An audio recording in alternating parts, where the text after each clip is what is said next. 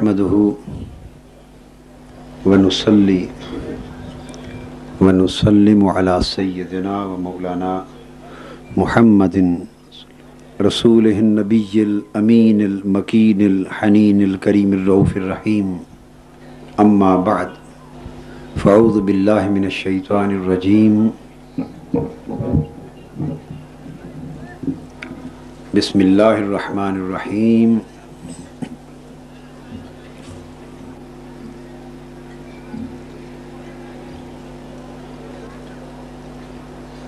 لا اقسم بهذا البلد وانت حل بهذا البلد ووالد وما ولد صدق اللہ مولانا العظیم۔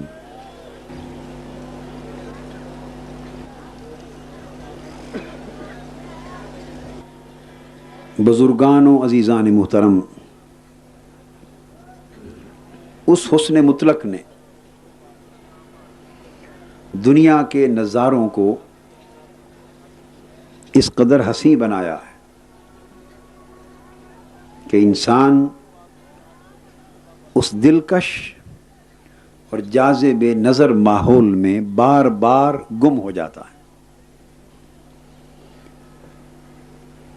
کبھی زمین کی دل فریب رعنائیاں انسان کے دامن دل کو کھینچتی ہیں، کبھی افلاک کی دلکش وسعتیں کھینچتی، کبھی ہواؤں کی جاویداں اور جاں فضا کیفیتیں انسان کے لیے راحت جاں بنتی ہیں، تو کبھی فضاؤں میں گونجنے والے نغمات حسن انسان کو بے حد اور مسحور کر دیتے ہیں۔ یہ کائنات آب و گل، یہ ساری کائنات آب و گل حسن اور عشق کے ہنگاموں کا مرکز ہے، جس میں حسن کبھی گل و لالا کی نرم و نازک پنکھڑیوں سے عیاں ہوتا ہے، اور کبھی ان کی دل فریب مہک کی صورت میں عیاں ہوتا ہے۔ نغمات حسن کبھی دل کو موہ لینے والی آبشاروں میں سنائی دیتے ہیں، آبشاروں کی آواز میں سنائی دیتے ہیں، اور کبھی وہ دریاؤں اور نہروں کے سکوت میں سنائی دیتے ہیں۔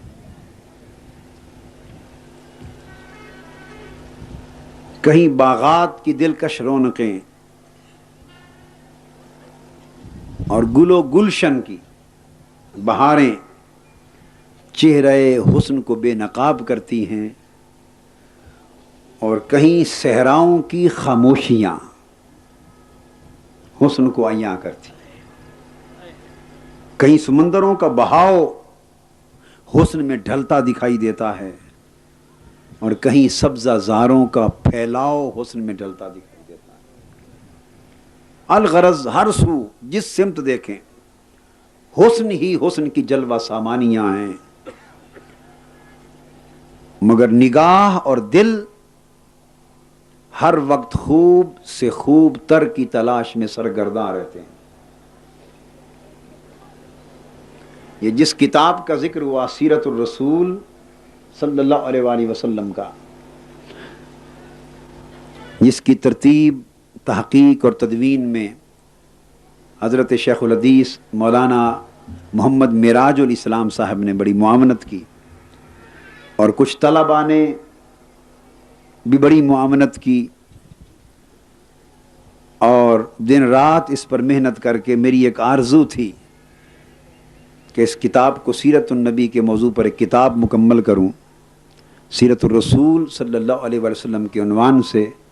اللہ کا شکر ہے آج میری آنکھ ٹھنڈی ہے کہ آج شام اس کی پہلی جلد چھپ کر آ گئی۔ میں پچھلے کئی دن پتہ نہیں کتنے ہفتے سارے کام چھوڑ کر دن رات اسی میں لگا ہوا تھا۔ الحمدللہ آج وہ جلد اول آئی ہے، تو آج کا موضوع اپنی اس سیرت الرسول کتاب کے بعد چیدہ مقامات سے ہے۔ آپ کو متعلق بھی کر رہا ہوں اس کتاب سے، آپ بعد میں لیں، پڑھیں، اس کے تذکرے کریں، سبق پڑھیں اور سنائیں۔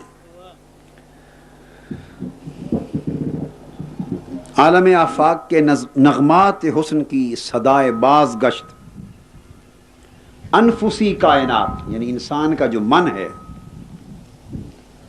اس کے اندر بھی سنائی دیتی ہے، اور کبھی اس خارجی کائنات میں جو اللہ نے بے کراں وسعتیں رکھی ہیں کبھی ان وسعتوں میں سنائی دیتی ہے۔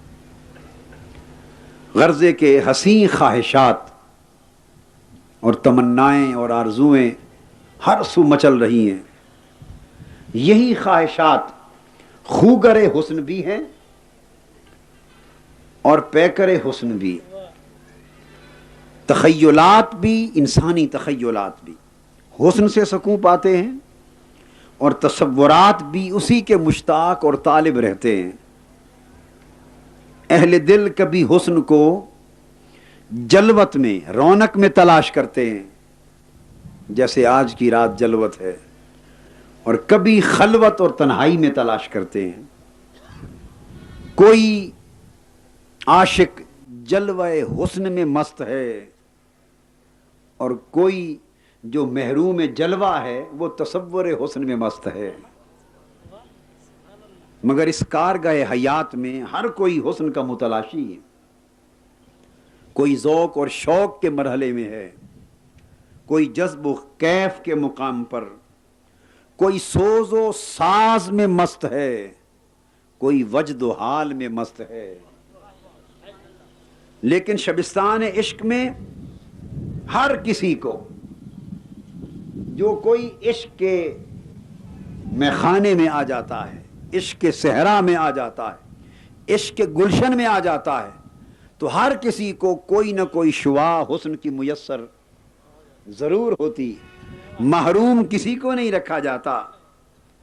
مگر اس شعاع حسن کو دیکھ کر، اس ہلکے سے حسن کی جھلک کو دیکھ کر، اس ہلکے سے حسن کے منظر کو دیکھ کر دل کہتا ہے کہ حسن کے یہ جو دل فریب جلوے اس کائنات میں اتنی کثرت کے ساتھ بکھرے پڑے ہیں کہ جدھر نگاہ دوڑاؤ کسی نہ کسی صورت میں حسن ہی حسن نظر آتا ہے، جدھر دھیان کرو آوازوں میں حسن کا کوئی نہ کوئی نغمہ ہی سنائی دیتا ہے، جس کا تصور کرو تخیل میں کسی نہ کسی حسن کی کوئی جھلک آتی، دل کہتا ہے کہ یہ شرق سے غرب تک اور تحت و فوق ہر سو حسن کے کوئی نہ کوئی مناظر جو دکھائی دیتے ہیں، تو یقیناً اس حسن کا کوئی منبع اور سرچشمہ بھی ہوگا۔ اتنا حسن جو ہر سو بکھرا ہے تو کوئی ایسی جگہ بھی ہوگی جہاں سے حسن پھوٹا ہے۔ اتنا حسن جو پھیلا ہوا دکھائی دیتا ہے تو یقیناً کوئی ایسا مقام بھی ہوگا جہاں سارا حسن سمٹا ہوا ہے۔ یقیناً کوئی سرچشمہ حسن ہوگا جہاں سے سب کے سب جمال اور حسن کے سوتے پھوٹ رہے ہیں، اور ہر خوب سے خوب تر کا وجود اور حسین سے حسین تر کا نشان بتلاتا ہے کہ حسن و رانائی کا کوئی آخری نظارہ بھی کہیں ہوگا، اور دل کہتا ہے کہ یہ تلاش حسن و جمال کا جو سفر جاری ہے، اور عشق کبھی مجنوں بن کر لیلا کی تلاش میں مارا مارا پھرتا ہے، کبھی فرہاد کس کی شیری کی تلاش میں مارا مارا پھرتا ہے، کبھی رومی اس چہرے کی تلاش میں صحراؤں میں مارا مارا پھرتا ہے۔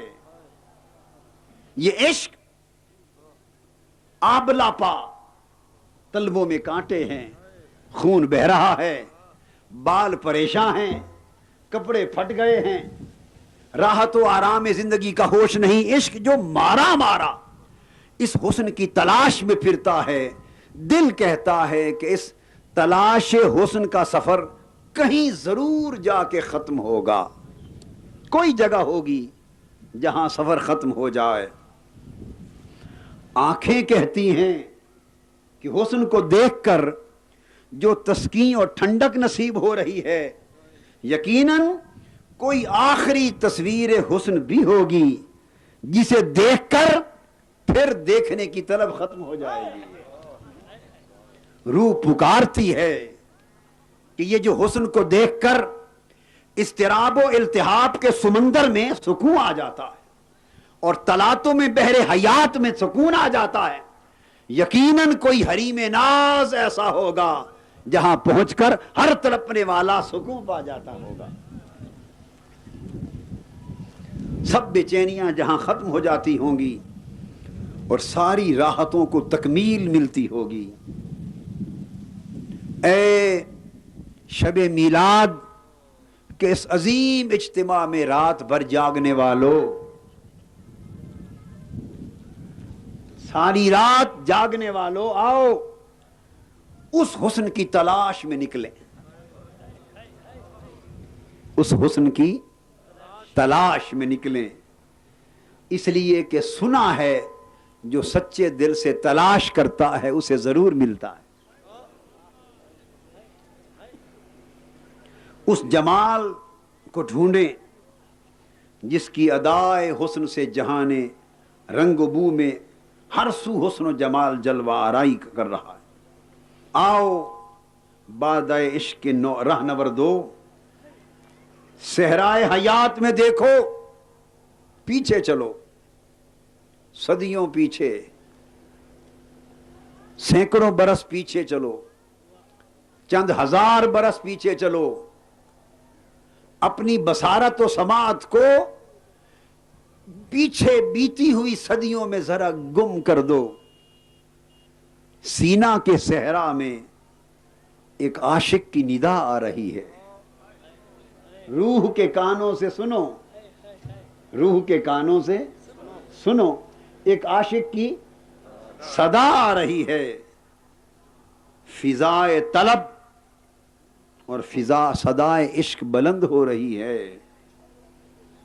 روح کے کانوں سے سنو، وہ آواز کیا ہے؟ آواز گونج رہی ہے، رب ارنی انظر الیک، میرے رب اپنے چہرے حسن کو بے نقاب کر، میں تیرے حسن کو دیکھنا چاہتا ہوں.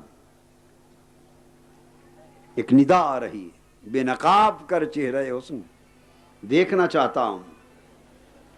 یہ نظارہ حسن کی طلب کرنے والے حضرت موسیٰ علیہ السلام ہیں.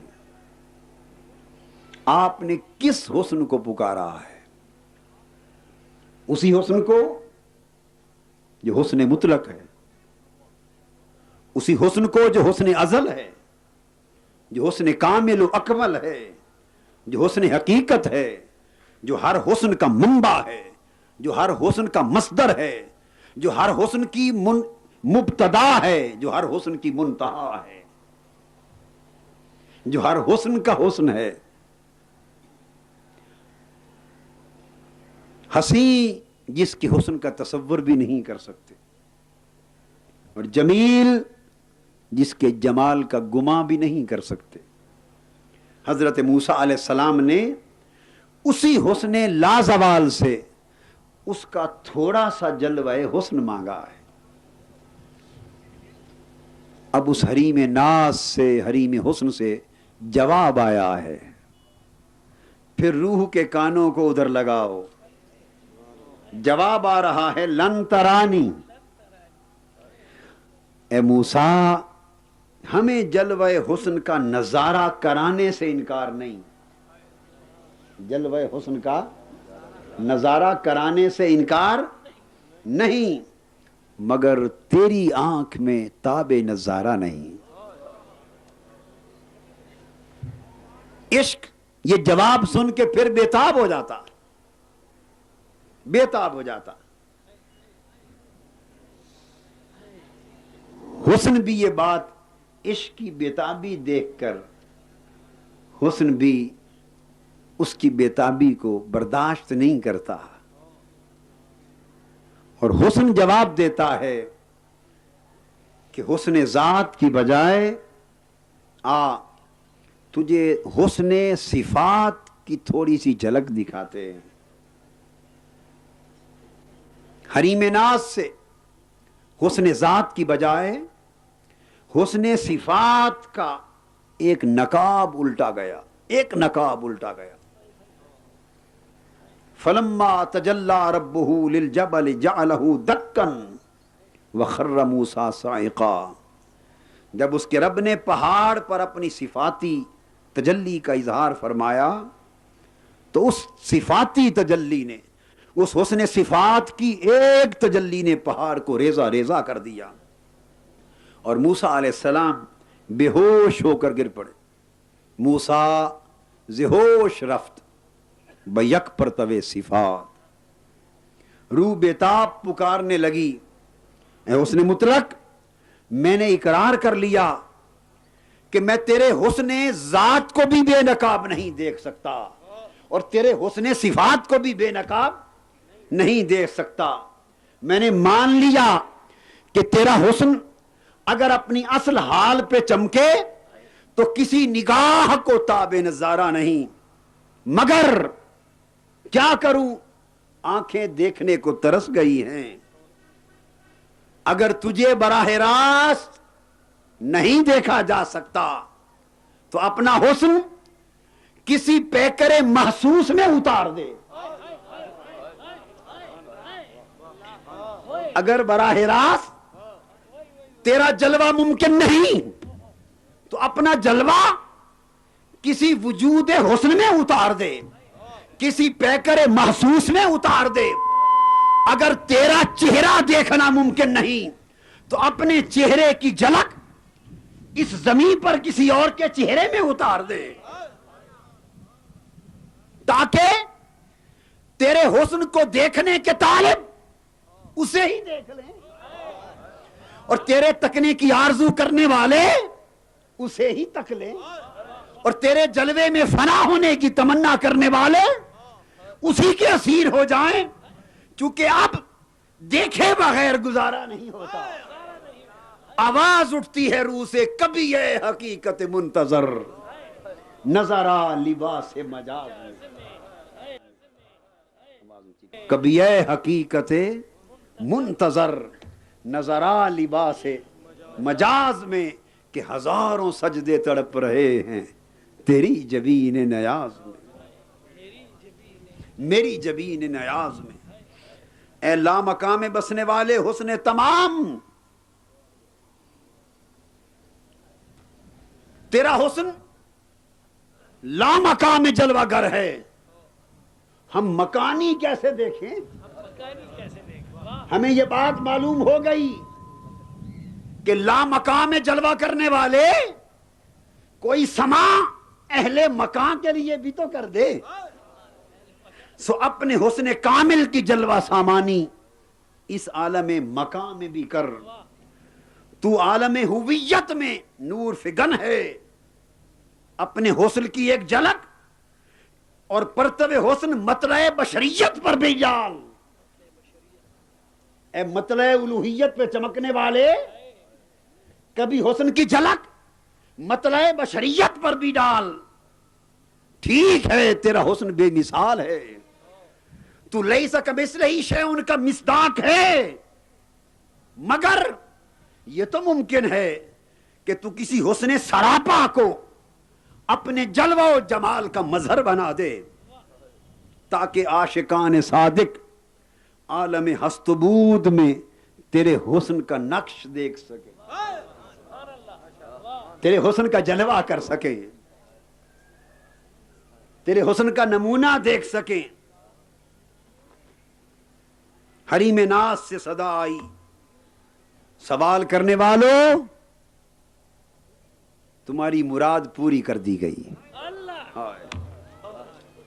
اے حسن حق کے متلاشیوں، اے جمال حق کے سرد میں کی تلاش میں سرگرداں رہنے والوں، تمہیں تمہاری تلاش مل گئی، تمہیں تمہاری مراد مل گئی، تمہاری دعا بر آئی، تمہارا سوال پورا ہو گیا. فَأَيْنَمَا تُوَلُّوا فَثَمَّ وَجْهُ اللَّهِ. میں نے بے شک اپنے حسن کی جلوہ سامانیاں اس کائنات رنگ و بو میں ہر سو بکھیر دی ہیں. شرق سے غرب اور عرش سے فرش تک یہ میرا ہی حسن ہے، یہ میرا ہی جمال ہے، یہ میری ہی رنگتیں ہیں، میری ہی نکھتیں ہیں جو ہر سو دکھائی دے رہی ہیں، مچل رہی ہیں. مگر اس لیے جگ میں آ کر ادھر ادھر دیکھا، تو ہی آیا نظر جدھر دیکھا. مگر میرے حسن کے بکھرے ہوئے جلوے دیکھ کر تمہیں میرے حسن تمام کا اندازہ نہیں ہو رہا. میرے جلوہ حسن کی منتشر رانائیاں دیکھ کر تمہیں میرے جلوہ کمال کا اندازہ نہیں ہو رہا. تو آؤ میں ایک وجود ایسا بناتا ہوں جسے اپنے حسن کا پیکر بنا کر اور اپنے جمال کا پیکر ڈھال کر دنیا میں رکھتا ہوں. ساری کائنات خلق میں میرے حسن کی تلاش کے سرگرداں رہنے والوں تم جمع ہو جاؤ. آج مطلع بشریت کی صبح ہے، دھیان سے دیکھو، مکہ کی طرف نگاہ کر لو. ایک گھر ہے وادی مکہ میں، فران کے پہاڑوں کے دامن میں قریش بستے ہیں. ان قریشیوں میں ایک قبیلہ بنو ہاشم کا ہے. اس بنو ہاشم کے قبیلے میں ایک گھر عبداللہ کا ہے. اس عبداللہ کے گھر میں ایک بی بی آمینہ ہے. تکو اس کی گود کو دیکھو، تم دیکھو میں اپنا حسن اس کی گود میں محمد بنا کر اتار رہا ہوں.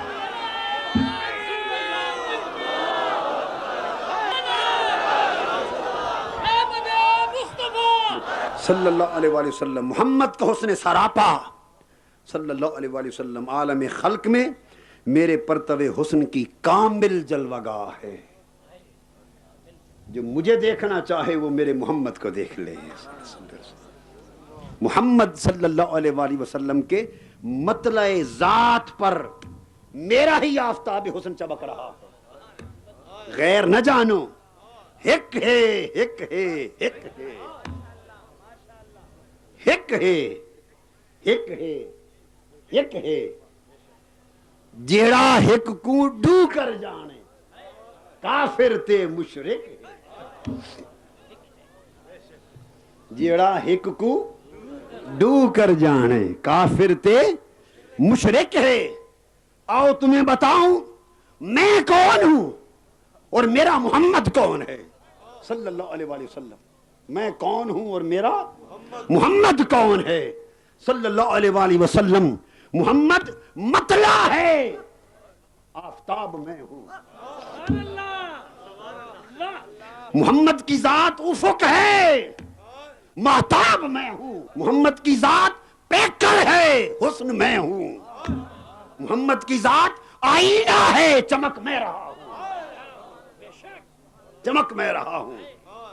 کبھی میرے حسن کی چمک اس کی کنڈل والی زلفوں میں نظر آتی ہے، کبھی اس کی چشم نرگسی میں نظر آتی ہے، کبھی اس کے حسن میرے حسن کی جھلک اس کے چہرے میں نظر آتی ہے، کبھی اس کے حسن سراپا میں نظر آتی ہے، کبھی میرا جلال اس کی ناراضگی میں دکھائی دیتا ہے، کبھی میرا جمال اس کی مسکراہٹوں میں دکھائی دیتا ہے. ہوں میں ہی، ہوں میں ہی.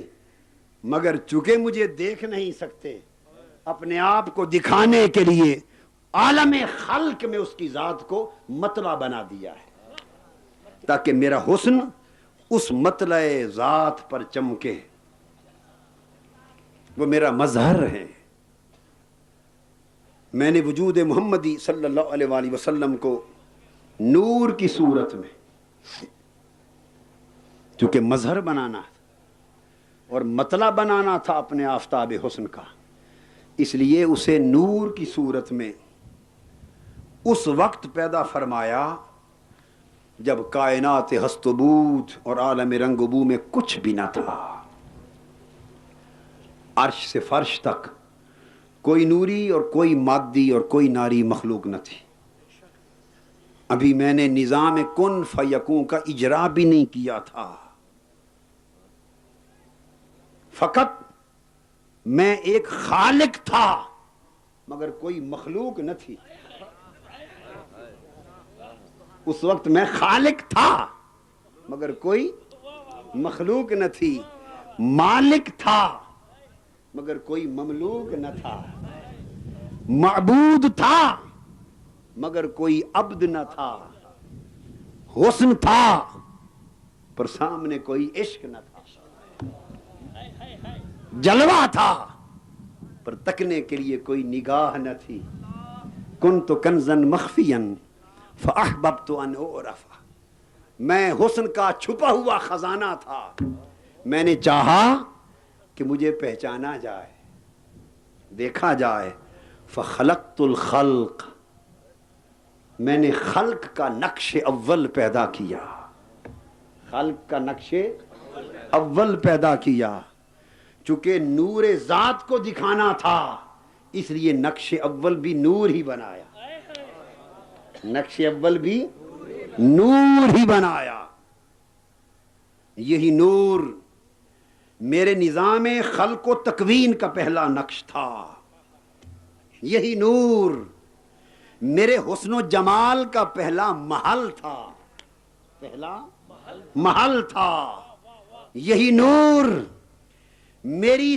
توجہ ذات کا پہلا مرکز تھا، میری توجہ ذات کا پہلا مرکز تھا، عالم امر و خلق میں اس نور کے سوا اور کچھ نہ تھا، جب اسے بنا دیا تو میرے سامنے تنہا وہ رہتا تھا اور وہ مجھے دیکھتا رہتا تھا، میں اسے دیکھتا رہتا تھا، اور میں اس کو اپنی توجہ سے پالتا رہتا تھا، اپنے پرتبہ حسن سے نکھارتا رہتا تھا، اپنے جلوہ جمال سے اجالتا رہتا تھا، پھر وہ میرے حجابات عظمت میں تھا، حجابات عظمت میں تھا،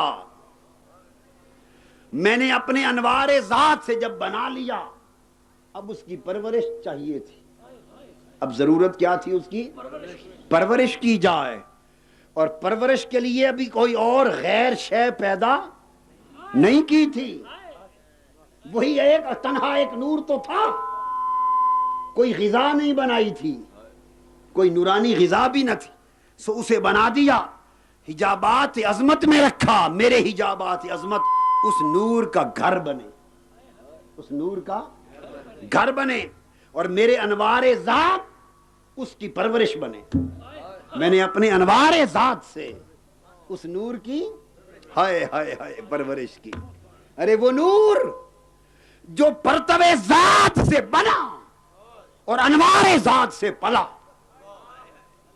جو پرتو ذات سے بنا اور انوار ذات سے پلا، تربیت پائی، پھر طویل زمانوں تک جنہیں میرے سوا کوئی اور نہیں جانتا میں اس کی پرورش کرتا رہا، اس کو پالتا جمع کرتا رہا، نکھارتا رہا، طویل مدتوں کے بعد پھر ایک زمانہ آیا میں نے عالم ارواح کو پیدا کیا، اور پھر سب سے پہلے عالم ارواح میں ملائک اور انبیاء کی روحوں کو بنایا،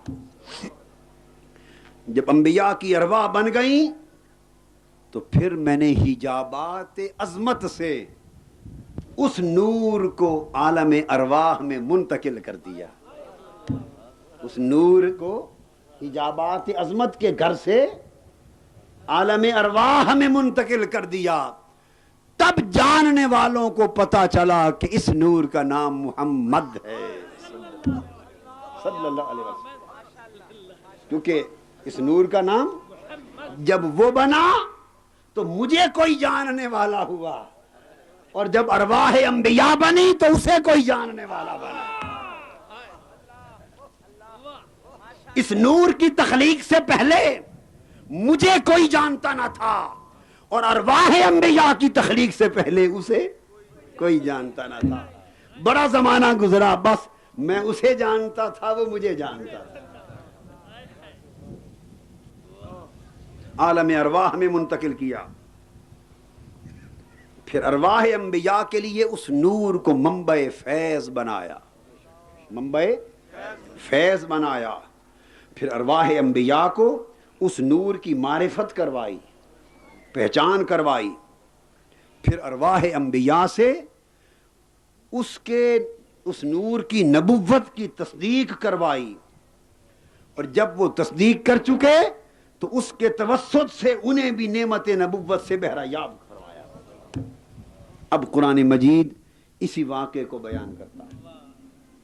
وَإِذْ أَخَذَ اللَّهُ مِيثَاقَ النَّبِيِّينَ لَمَا آتَيْتُكُم مِّن كِتَابٍ وَحِكْمَةٍ ثُمَّ جَاءَكُمْ رَسُولٌ مُصَدِّقٌ لِّمَا مَعَكُمْ لَتُؤْمِنُنَّ بِهِ وَلَتَنصُرُنَّهُ قَالَ أَأَقْرَرْتُمْ وَأَخَذْتُمْ عَلَىٰ ذَلِكُمْ إِصْرِي قَالُوا أَقْرَرْنَا قَالَ فَاشْهَدُوا وَأَنَا مَعَكُمْ مِنَ الشَّاهِدِينَ۔ پھر ساری ارواح انبیاء کو جمع کیا اور کہا کہ عہد کرو جب تمہیں کتاب و حکمت دے کے بھیجوں گا، اور وہ جو سب سے پہلے بنایا ہے اسے سب سے آخر میں ظاہر کروں گا۔ تمہارے بعد وہ تشریف لائے گا، وہ تمہاری تصدیق فرمائے گا، تم ضرور بے ضرور اس پر ایمان لانا، اس کے دین کی مدد کرنا۔ اب پوچھا بولو، کیا میرا عہد قبول کر کے اس بھاری ذمہ داری کو اٹھاتے ہو، اقرار اور وعدہ کرتے ہو؟ سب انبیاء نے عرض کیا جی ہاں رب کریم، ہم نے وعدہ کر لیا، اقررنا، وعدہ کر لیا۔ اس پر اللہ نے فرمایا تم سب ایک دوسرے کے گواہ بن جاؤ اور میں تم سب پر گواہ بن جاتا ہوں کہ تم آج کے بعد سب میرے مصطفیٰ کی امت میں شامل ہو گئے۔ اقررنا کے بعد سب میرے محبوب کی امت میں شامل ہو گئے۔ امام قسطلانی اس مقام پر ایک روایت کرتے ہیں، فرماتے ہیں کہ اللہ تبارک و تعالیٰ نے جب حضور علیہ السلام کا نور پاک خلق فرمایا، یعنی عالم ارواح میں منتقل فرمایا، تو اسے حکم دیا کہ وہ انبیاء کی روحوں کی طرف توجہ کرے۔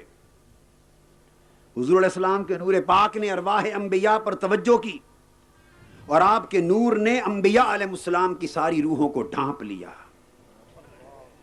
ارواح انبیاء نے پوچھا فقالوا یا ربنا، اے اللہ ہمارے رب، یہ ہمیں کس کے نور نے ڈھانپ لیا ہے؟ رب کائنات نے فرمایا ھذا نور محمد ابن عبداللہ ان آمنتم بہی جعلتکم انبیاء، یہ محمد بن عبداللہ کا نور ہے صلی اللہ علیہ وآلہ وسلم، اگر تم ان پر ایمان لاؤ گے تو تمہیں نبی بنا دیا جائے گا۔ پھر اس کی تصدیق حضرت جابر بن عبداللہ کی اس روایت سے ہوتی ہے جسے امام عبد الرزاق نے اپنی سند کے ساتھ نقل فرمایا کہ جب انہوں نے پوچھا یا رسول اللہ صلی اللہ علیہ وسلم بے ابی انت و امی اخبرنی ان اول شیء خلقہ اللہ تعالی قبل الاشیاء قال یا جابر ان اللہ خلق قبل الاشیاء نور نبیک من نورہ فجعل ذلك النور يدور بالقدرت حيث شاء الله تعالى ولم يكن في ذلك الوقت لوح ولا قلم ولا جنة ولا نار ولا ملك ولا سماء ولا أرض ولا شمس ولا قمر ولا جن ولا إنس فلما أراد الله أن يخلق الخلق قسم ذلك النور 4 أجزاء فخلق من الجزء الأول القلم من الثاني اللوح ومن الثالث العرش إلى آخر الحدیث۔ فرمایا اللہ پاک نے یا رسول اللہ صلی اللہ علیہ وسلم سب سے پہلے کون سی چیز پیدا فرمائی؟ سوال کیا صحابہ نے۔ آقا نے فرمایا جابر رضی اللہ تعالیٰ عنہ، ہر شے سے پہلے تیرے رب نے تیرے نبی کا نور اپنے نور کے براہ راست فیض کے ساتھ پیدا فرمایا۔ اس وقت کوئی وہ اللہ نے اپنی مرضی سے جہاں چاہا حجابات عظمت میں اس نور کو رکھا۔ جب نور محمدی کی تخلیق ہوئی نہ لوح تھی نہ قلم تھا، نہ دوزخ تھی نہ جنت تھی، نہ فرشتہ تھا نہ آسمان، نہ زمین نہ شمس و قمر نہ جن و انسان۔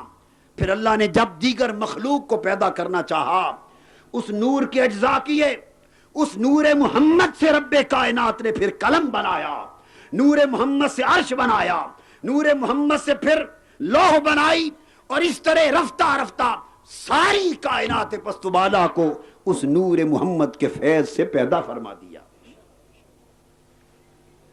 امام قسطلانی نے المواہب میں امام حلبی نے سیرت حلبی میں، زرقانی نے بھی شرح المواہب میں اس حدیث کو روایت کیا، اور پھر حضور علیہ الصلوۃ والسلام نے اس کی مزید شرح فرمائی۔ بہت سی حدیث ہیں مگر ایک حدیث سنا رہا ہوں۔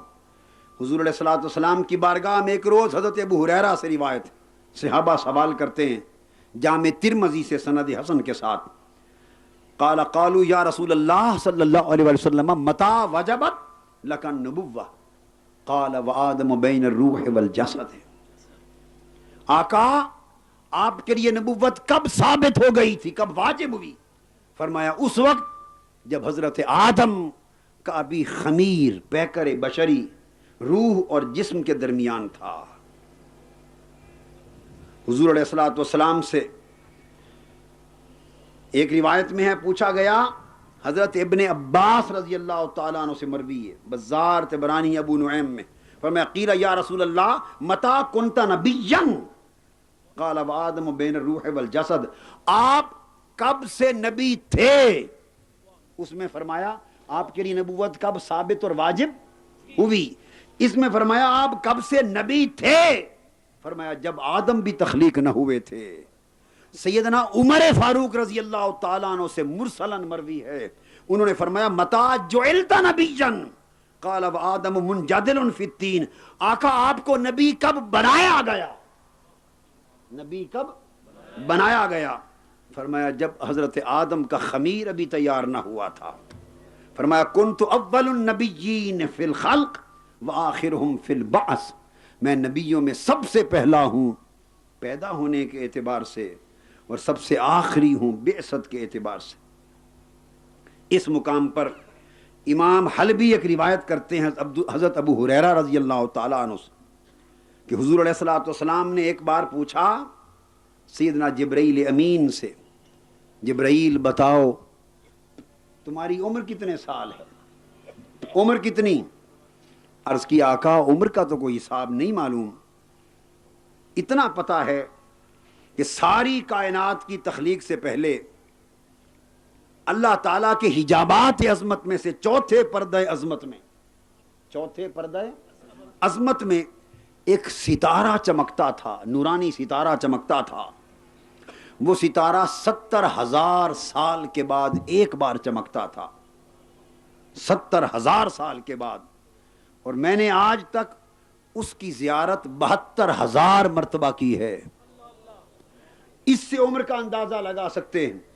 آقا علیہ الصلوۃ والسلام نے فرمایا فقال یا جبریل وعزت ربی انا ذالک الکوکب، اے جبرائیل مجھے اپنے رب کی عزت کی قسم اس چوتھے پردہ عظمت میں چمکنے والا ستارہ میں ہوں۔ وہ میرا نور تھا جو چمکتا تھا،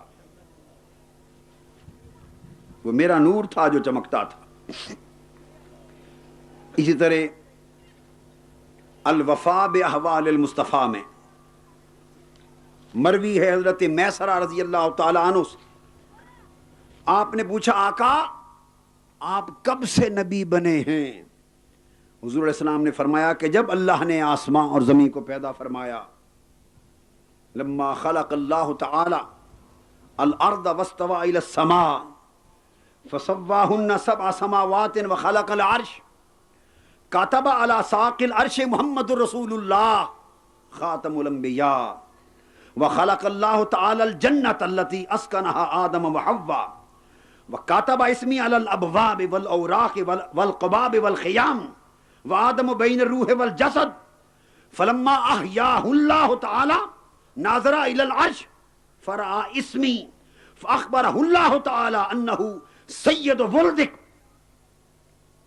حضور علیہ السلام نے فرمایا کہ جب اللہ تعالیٰ نے زمین و آسمان عرش کو پیدا فرمایا تو عرش کے پائے پر اللہ پاک نے میرا نام لکھا، محمد رسول اللہ اور خاتم الانبیاء۔ پھر جنت پیدا کی اور حضرت آدم اور حضرت حوا کو علیہ السلام کو رضی اللہ تعالیٰ عنہ کو جنت میں رکھا، اور پھر جنت کے دروازوں پر میرا نام رکھا، جنت کے درختوں پر میرا نام لکھا، پتوں پر میرا نام لکھا، جنت کے خیموں رہائش گاہوں پر میرا نام لکھا، ہر طرف میرا نام لکھا۔ پھر جب آدم علیہ السلام کو اللہ رب العزت نے دنیا میں بھیجا تخلیق فرما لیا تو آپ نے دیکھا اوپر اور عرش پر میرا نام لکھا ہوا دیکھا تو پوچھا باری تعالیٰ یہ کون ہے؟ اللہ پاک نے فرمایا آدم یہ تیری اولاد میں سے آخری نبی محمد مصطفیٰ ہے صلی اللہ علیہ وسلم۔ بہت ساری احادیث جن سے حضور صلی اللہ علیہ وآلہ وسلم کے نور اقدس کا اس حال اور شان کے ساتھ پیدا ہونا بیان ہوتا ہے۔ پھر رب کائنات نے حضرت کعب الاحبار سے مروی ہے کہ رب کائنات نے جب حضرت آدم علیہ السلام کا پیکر بشری تخلیق فرمایا اور زمین پر سلسلہ بشریت کا آغاز کیا تو وہ نور جو کبھی حجابات عظمت میں تھا، وہ نور جو کبھی عالم ارواح میں تھا، پھر عالم بشریت میں منتقل کرنے کے لیے پشت آدم علیہ السلام میں رکھا۔ جب حضرت آدم علیہ السلام کی پشت میں نور مصطفیٰ آیا تو وہ آپ کی پیشانی سے چمکا کرتا تھا، پھر آپ کی نسل میں منتقل کیا۔ جب حضرت حوا رضی اللہ تعالیٰ عنہ کے بطن مبارک میں وہ نور منتقل ہوا تو پھر حضرت شیس علیہ السلام پیدا ہوئے، وہ نور حضرت شیس علیہ السلام میں منتقل ہوا۔ حضرت حوا کے بطن مبارک سے دو بچے جڑواں پیدا ہوتے تھے، مگر جب حضور علیہ السلام کے نور پاک کو منتقل کرنے کا وقت آیا اور حضرت شیس علیہ السلام کا انتخاب کیا تو تنہا ایک بیٹے کی ولادت کی تاکہ ان کا جد بھی یکتا پیدا ہو۔ اس وقت جڑواں نہیں پیدا ہوئے۔ پھر وہ نور انور حضرت آدم علیہ السلام نے شیس علیہ السلام کو جب ان کی پیشانی میں نور چمکتے دیکھا، وصیت فرمائی بیٹے شیس علیہ السلام وہ نور جو اللہ پاک نے امانتاً میری پشت میں رکھا تھا اب وہ تمہاری مبارک پشت میں، امین پشت میں منتقل ہو چکا ہے۔ اس نور کی شان یہ ہے کہ یہ صرف مبارک پشتوں میں رہے گا اور مبارک رحموں میں منتقل ہوگا۔ نصیحت یہ ہے کہ اس کے لیے پاکیزہ رحم کا انتخاب کرنا، چونکہ اس نور کا مسکن پاکیزہ پشت اور پاکیزہ رحم و بطن کے سوا اور کوئی ہو نہیں سکتا۔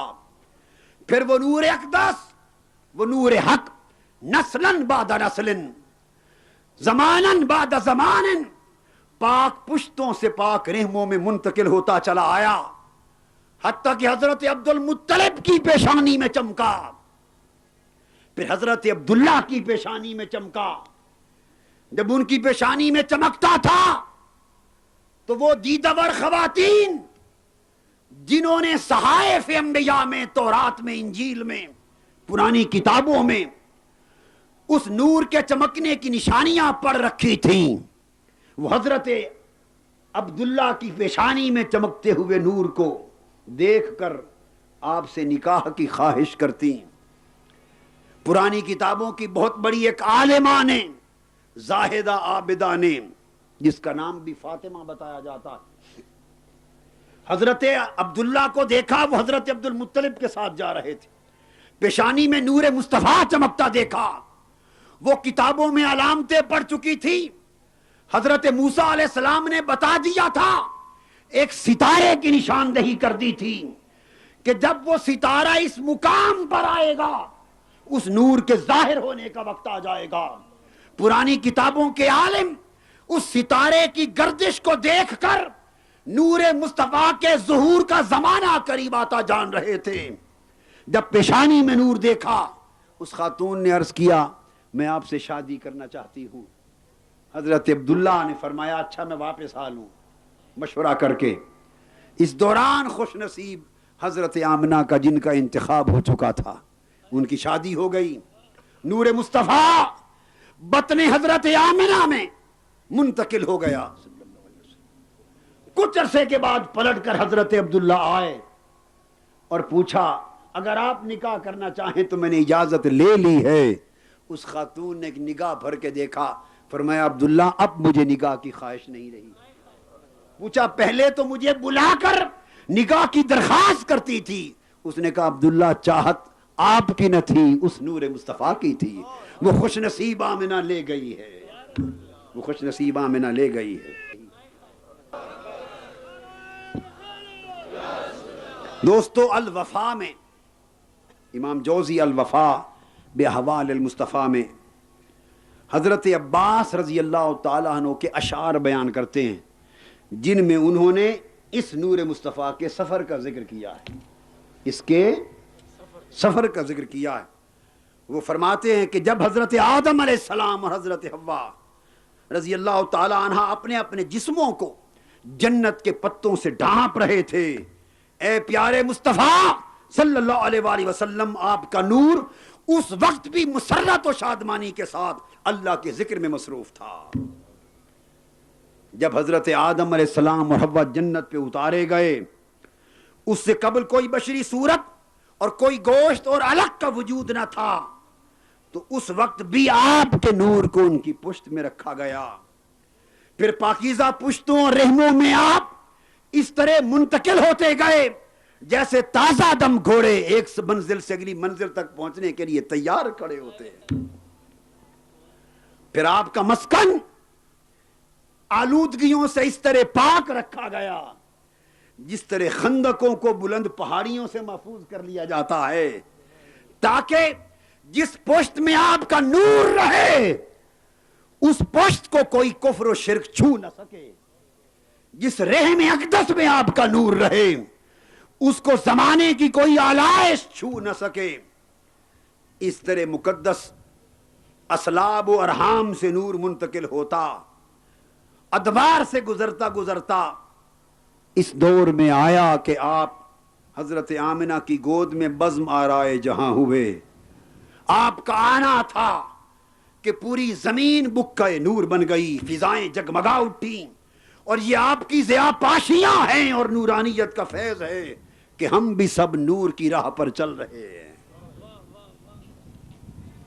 دوستو یہ نور حجابات عظمت سے اپنا سفر شروع کرتا ہے، پھر عالم ارواح میں قیام کرتا ہے، پھر اصلاب انبیاء میں سکونت اختیار کرتے ہوئے اصلاب مطہرات سے گزرتا ہوا آج کی رات 12 ربیع الاول کی صبح ظاہر ہونے کے لیے مخدومہ کائنات حضرت آمنہ رضی اللہ تعالی عنہا کے بطن مبارک میں منتقل ہوتا۔ حضرت بی بی آمنہ رضی اللہ تعالی عنہ فرماتی، طبقات ابن سعد میں ہے کہ جب میں باردار ہو گئی، حضور علیہ الصلوۃ والسلام کا نور اقدس میرے بطن میں آ گیا، تو فرماتے ہیں اس پہلے دن سے ولادت کے دن تک میں نے کبھی بوجھ، ہلکا سا بوجھ بھی محسوس نہ کیا، اور مجھے پتہ بھی نہ چلا کہ میرے پیٹ میں کوئی آ گیا ہے۔ وہ علامتیں جو طبیعت میں ظاہر ہوتی وہ علامتیں موجود نہ تھیں، وہ تکلیف موجود نہ تھی، وہ بوجھ موجود نہ تھا۔ میں اچانک سوئی ہوئی تھی، اتانی آتن وانا بین النائم والیقظان، میں سونے اور جاگنے کی کیفیت میں تھی کہ کسی نے آ کے مجھے جھنجھوڑا اور بتایا، حل شعرت انک قد حملت بسید هذه الامہ ونبیہا، اے بی بی آمنہ کیا آپ کو خبر ہے، اندازہ ہے کہ تو اس امت کے سردار اور نبی کے نور سے حاملہ ہو چکی ہے، اور ان کا نور اقدس آپ کے بطن مبارک میں آ گیا ہے۔ فرماتے کہ اس خوشخبری سے مجھے خبر ملی، اور سیرت حلبیہ میں ہے کہ حضرت بی بی آمنہ رضی اللہ تعالیٰ عنہ فرماتی ہیں کہ مجھے اسی طرح کسی نے خبر دی کہ جب وہ پیدا ہو جائے اس پیکر نور کا نام محمد رکھنا، انجیل میں اس کا نام احمد چلا آ رہا ہے، یہ آسمانی نام ہے، اور زمین والوں کے لیے اس کا نام محمد ہے، اور اس پر اترنے والی کتاب کا نام قرآن ہوگا۔ حضرت آمنہ رضی اللہ تعالیٰ عنہ فرماتی اس طرح بغیر کسی تکلیف کے 9 ماہ گزر گئے. زمانہ بیت گیا. 12 ربیع الاول کی رات آ گئی. وہ شب میلاد مصطفیٰ پہنچی. اچانک انوار و تجلیات بالا کا ورود شروع ہوتا ہے. مکہ کی وادی بکہ نور بننے لگتی ہے. حضرت بی بی آمنہ فرماتی ہیں رضی اللہ تعالی عنہا، 12 ربیع الاول کی رات میں نے دیکھا کھجور کی طرح لمبی لمبی قدآور قبیلہ عبد مناف کی عورتوں کی طرح خوبصورت عورتیں نظر آئیں. انہوں نے مجھے اپنے گھیرے میں لے لیا. ان کے چہرے روشن تھے. ایسی خوبصورت بیویاں میں نے کبھی نہ دیکھی تھیں. ایسا محسوس ہوا کہ تولد کا وقت قریب آ گیا ہے. ان میں سے ایک خوبصورت خاتون آگے بڑھی. اس نے مجھے کہا آمنہ مجھ سے ٹیک لگا لے. گویا اس نے مجھے اپنی گود میں لے لیا. پھر دوسری آگے بڑھی. انہوں نے ایک پاکیزہ لذیذ مشروب پینے کو پیش کیا. وہ دودھ کی طرح سفید تھا، برف کی طرح ٹھنڈا تھا اور شہد کی طرح میٹھا تھا. وہ میں نے پی لیا. دوسری نے کہا آمنہ اور پی لو. میں نے اور پی لیا. حضرت آمنہ فرماتی ہیں پھر میں نے سوال کیا کہ آپ کون ہیں؟ ان میں سے ایک بولی میں حضرت آسیہ ہوں. دوسری بولی حضرت مریم. یہ باقی عورتیں کون ہیں جو فضاؤں میں کڑی ہیں؟ فرمانے لگی جنت سے حوریں آئی ہیں. آج تیرے گھر نور حق جلوہ گر ہونے والا ہے. آج وہ حسن تمام جس کی خاطر اس کائنات میں حسن بکھیرے گئے ہیں، اس کے استقبال کے لیے ہم جنت کی حوروں کو لے کر آئی ہیں. فرماتی میں نے دیکھا کہ گھر بکہ نور بن گیا. نہ صرف گھر بلکہ پوری کائنات نور کے گھیرے میں آ گئی. ہر چیز چاندنی اور چاندنی میں نہا گئی. ساکنان عرش بھی حرکت میں آ گئے. ہر شے رقصاں ہو گئی. ہر طرف ایک دھوم مچ گئی کہ ایک نور کا اجالا ہونے والا ہے، ایک نور کا ظہور ہونے والا ہے. فرش پر دھوم ہے، عرش پر دھوم ہے، جنت میں دھوم ہے، ملائک میں دھوم ہے، حوران اور قدسیان فلک میں دھوم ہے. آواز آنے لگی کہ روشنی عطا کرنے والا، نگاہوں کو بصیرت عطا کرنے والا، گرے ہوئوں کو کمال دینے والا، یتیموں کا سہارا بننے والا، گمراہوں کو ہدایت دینے والا، روتوں کو ہنسانے والا، منگتوں کی جوریاں بھرنے والا اور ساری کائنات انسانیت کو رشک ملائک کرنے والا ان قریب آنے والا ہے. ان قریب آنے والا ہے. ام عثمان حضرت فاطمہ بنت عبداللہ فرماتی میں اس موقع پر حضرت بی بی آمنہ رضی اللہ تعالیٰ عنہ کے پاس موجود تھی جب آقا کی ولادت کا وقت آیا. فرماتی ہے میں نے دیکھا، یہ الخصائص الکبریٰ میں امام سیوطی نے روایت کیا، زرقانی میں، السیرت حلبیہ میں ائمہ نے روایت کیا. فرماتی ہے میں نے دیکھا کہ کائنات کی ہر شے نور میں ڈوب گئی. گویا پوری دنیا میں ایک نور کا سیلاب آ گیا ہے. اجرام سماوی، چاند ستارے زمین کی طرف جھک گئے، اتر آئے. ایسے لگا جیسے زمین کو بوسہ دینے نیچے آ رہے ہیں. ایسے لگا جیسے اجرام سماوی، اجرام نورانی اس فرش کو زمین کو بوسہ دینے اتر رہے ہیں. یہ ایک عجیب تبدیلی تھی. فرماتے ہیں حضرت عثمان بن ابی العاص کہ میں نے اپنی والدہ سے سنا، بنت عبداللہ سے سنا، فاطمہ بنت عبداللہ سے، کہ جب آقا کی ولادت باسعادت کا وقت آیا میں نے ہر شے کو نور ہی نور پایا. ستارے قریب آتے گئے حتیٰ کہ میں نے سمجھا کہ شاید اوپر گر نہ پڑیں. بس اتنی دیر ہوئی، اچانک حضرت آمنہ رضی اللہ تعالی عنہ کے بطن پاک سے آقا کی ولادت ہوئی. ایک نور نکلا. اس نور کے نکلنے کی دیر تھی، سارا گھر منور ہو گیا.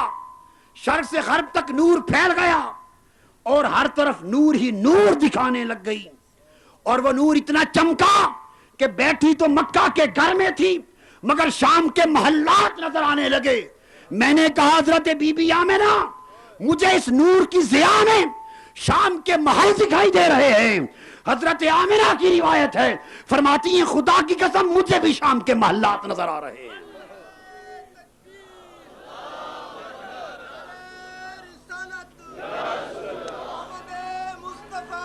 ولادت مصطفیٰ کے وقت فرماتی ایسے لگا جیسے ستارہ نور کا پہ کر نکلتا ہے. پوری زمین بکے نور بن گئی. اچانک نگاہ ڈالی تو رب کائنات نے ایک مشرق پر جھنڈا گاڑ دیا تھا, ایک مغرب پر جھنڈا گاڑ دیا تھا, ایک کعبے کی چھت پر جھنڈا گاڑ دیا تھا. کعبے کی چھت پر جھنڈا گاڑ دیا تھا. اور پھر اچانک ہم نے دیکھا کہ آقا کی ولادت مبارک کے ساتھ وہ نظر سے اوجھل ہو گئے. ہمارے اوپر کب کبھی طاری ہو گئی, رونگٹے کھڑے ہو گئے. ایک عجیب روب کا سما تھا. آپ اچانک نگاہوں سے اوجھل ہو گئے. آواز آئی, ایک آواز سنی, کہاں لے جا رہے ہو؟ دائیں طرف سے جواب آیا, اسے مغرب کی سیر کے لیے لے جایا جا رہا ہے, اسے اپنی سلطنت دکھائی جا رہی ہے. پھر آواز آئی, اب کہاں لے جا رہے ہو؟ اب اسے مشرق کی طرف لے جایا جا رہا ہے. مشارق ارض سے مغارب ارض تک وہ ساری سلطنت جس پر یہ محمد راج کرے گا ان سلطنت کی حدود دکھائی جا رہی ہے. اور فرماتی ہیں حضرت شفا کہ خدا کی قسم ولادت باسعادت کا منظر 40 برس تک میری آنکھوں کے سامنے رہا. جب سوچتی تھی وہ منظر یاد آتا تھا. جب آقا نے اعلان نبوت کیا سب سے پہلی میں تھی کہ کلمہ پڑھ کے مسلمان ہو گئی. وہ منظر میں نے دیکھا تھا. اس پر فرماتے ہیں کہ میرے والد بہت بڑے متبحر عالم تھے.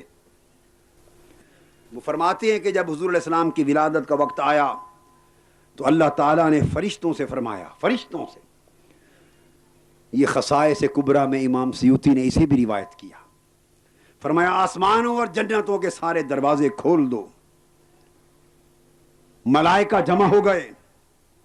آقا کی ولادت باسعادت میلاد کے وقت فرشتے ایک دوسرے کو مبارکیں دینے لگ گئے. امام سیوطی روایت کرتے ہیں کہ اس وقت دنیا کے سارے پہاڑ ولادت مصطفیٰ کے وقت فخر سے بلند ہو گئے. پہاڑوں کی بلندیاں اونچی ہو گئیں. سمندروں میں روانی آ گئی. جو سمندر ٹھہرے ہوئے تھے ان میں تراتم تموج جا گیا. اور زمین اور اہل زمین ایک دوسرے کو مبارکیں دینے لگے. فرشتے نیچے حاضر ہو گئے. شیطان کو 70 زنجیروں میں جکڑ کے الٹا لٹکا دیا گیا. پابند سلاسل کر دیا گیا. سورج کو نور کی شعائیں بڑھا دی گئی اور 70,000 فرشتے اور حوریں حضرت آمنہ کے گھر کے اوپر فضاؤں میں مبارکوں کے لیے آ گئے. 70,000 حوریں آ گئیں. قطار اندر قطار آقا کا استقبال کرنے لگیں. مبارکبادی نہ صرف فرش پہ ہوئی بلکہ عرش پہ ہوئی. ادھر ولادت مصطفیٰ ہوئی. آسمانوں پر رب کائنات نے نور کا ایک ستون نیا تعمیر کیا. جیسے آپ نشانی بناتے ہیں نا, یہ مینار پاکستان, یہ یادگار پاکستان کہا جاتا ہے. کیا یعنی یہ پاکستان کی قیام کی یادگار ہے, مینار پاکستان. الخصائص الکبریٰ کی روایت میں ہے جس رات آقا کی جس صبح ولادت ہوئی اللہ پاک نے آسمانوں پر ایک مینار مصطفیٰ تعمیر کیا, ایک نورانی مینار تعمیر کیا. وہ حضور کی ولادت کی یادگار تھا. اور جس رات آپ معراج پر گئے آپ کو دکھایا گیا پیارے یہ مینار مصطفیٰ ہے جو آپ کی ولادت کی رات تعمیر کیا گیا تھا. ادھر ولادت ہوئی, پتھر کے بت اونٹے گر گئے. لات عزا منات سب نیچے تھر تھرا کے گر گئے. اور کئی دن تک کعبہ کے اندر سے آواز آتی رہی, کعبہ کے در و دیوار سے آواز آتی رہی کہ اب مجھے اجارنے والوں سن لو, مجھے آباد کرنے والا پھر آ گیا. اب لوگ پلٹ کر میری زیارت کو آئیں گے, اب پھر میرا طواف ہوگا، اب سچے رب کی عبادت ہوگی، اب جاہلیت کی نجاستوں سے مجھے پاک کیا جائے گا۔ ارے عزا، یہ کعبے کی دیواروں سے آواز آتی رہی، عزا، حبل، لات و منات، تمہاری موت کا وقت آ گیا۔ کعبے کی دیواریں آواز دیتی رہیں۔ ادھر مکہ شہر میں قریشیوں کے گھر کا ہر جانور بول اٹھا کہ کعبۃ اللہ کی قسم، آقا دو جہاں کی ولادت ہو گئی۔ اور یہ سب کچھ وہ لوگ جنہیں یہ ساری روایتیں، یہ ساری حدیثیں اور یہ سارے تذکرے موضوع، باطل یا ضعیف نظر آتے ہیں، ان کا نشتر تحقیق ان پر چلتا ہے۔ میں یہ سمجھتا ہوں کہ بات یہاں روایت کی نہیں، بات فکر کی ہے۔ انہوں نے آقا کی عظمت اور محبت کا پہلو دین میں سمجھا ہی نہیں۔ وہ سمجھتے ہیں کہ یہ سب کچھ نہیں ہو سکتا، یہ سب کچھ نہیں ہو سکتا۔ قرآن گواہ ہے کہ انبیاء کی آمد پر معجزات کا ظہور ہوتا ہے۔ اگر نبی کی ولادت اور بعثت کے بعد خوارق عادت کا ظہور ہوتا ہے تو نبی کی ولادت پر ان کے ظہور میں اللہ کی قدرت کے لیے کیا شے مانے، کیا شے مانے۔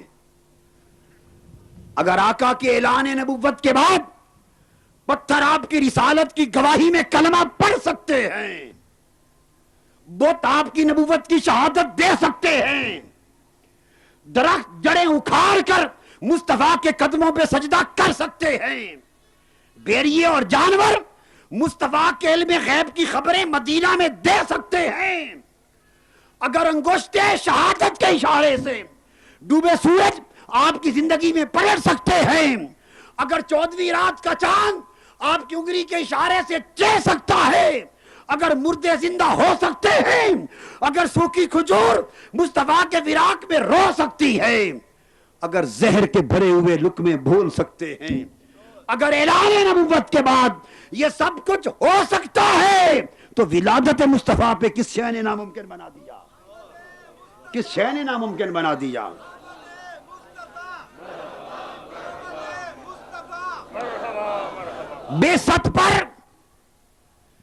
بعثت پر ان خوارق کا ظہور بھی قدرت خدا تھی تاکہ مصطفیٰ کی سچائی کا ڈنکا بجایا جائے، ولادت پر ان خوارق کا ظہور بھی قدرت خدا تھی تاکہ اس کی سچائی کا ڈنکا بجایا جائے۔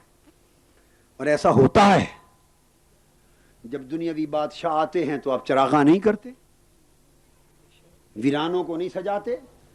ابھی 14 اگست آیا، پورا پاکستان بکہ نور بن گیا۔ آج مجھے دکھ ہوا دیکھ کر، کاش پاکستانیوں تمہیں آمد مصطفیٰ کی نعمت کی قدر ہوتی۔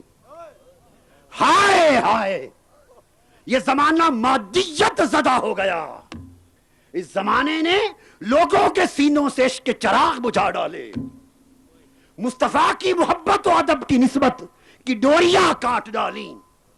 یہ پاکستان جس جیسے کروڑوں پاکستان مصطفیٰ کے نالین پاک کی قرض پر قربان ہو، جس دن پاکستان بنا اور جمع، جس دن پاکستان بنا اس دن کو حکومت اور پاکستانی لوگ اپنے ایمان اور ضمیر سے فیصلہ کرو۔ جس دن ملک ملا سارا پاکستان بکہ نور دکھائی دے رہا تھا۔